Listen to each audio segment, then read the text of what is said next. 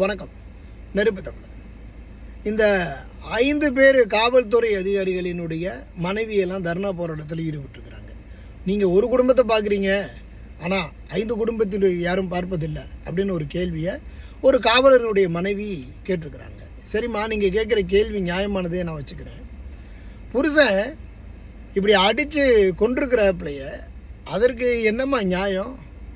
இதே இது உங்கள் புருஷன் உங்கள் வீட்டில் உள்ள பிள்ளைங்களையோ அல்லது உங்களுடைய தம்பிமார்களையோ கூட்டு போட்டு தொங்க விட்டு அடித்து கொலை பண்ணியிருந்தா உங்கள் புருஷனை ஏற்றுப்பீங்களா?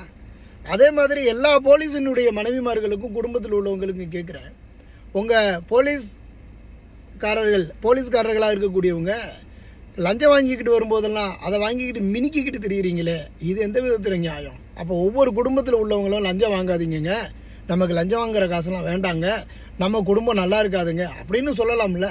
அதனால் தயவு செய்து முதல்ல இந்த பாவங்கெல்லாம் போலீஸ்காரவங்க குடும்பத்தில் உள்ளவர்களுக்கு நீங்கள் உண்மையிலேயே லஞ்சம் வாங்காமல் ஒரு பைசா கூட யாருக்கிட்டையும் கை நீட்டி வாங்காத போலீஸ்காரனுடைய குடும்பத்திற்கு தான் நல்லது நடக்குமே தவிர, இந்த லஞ்சத்தை வாங்கிவிட்டு அதிலிருந்து வசதி ஆடம்பரமான வாழ்க்கையோடு வாழக்கூடியவர்களெல்லாம் பேசுவதற்கு எந்த விதமான அருகதையும் இல்லை அப்படிங்கிறத நான் தெரியப்படுத்துகிறேன்.